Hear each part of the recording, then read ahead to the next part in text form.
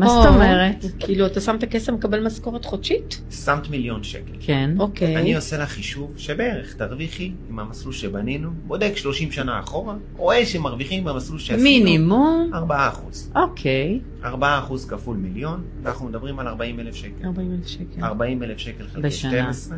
אנחנו מדברים בסדר גודל של 3,300. בסדר? אני יכול לתת לך כל חודש משיכה מהקופה של 3,300. נשאר לך עדיין 1,000,000, וכל חודש את מקבלת 3,300. כאילו, נשאר איזה עוד יופי. פנסיה קטנה. זה בוא'נה, זה מדהים. מדהים. אתה יודע, כשאני תמיד משווה, אם אנחנו קופצים שנייה לנדלן, אז אני אומרת, אוקיי, בן אדם קונה דירה בשביל שיהיה לו הכנסה חודשית.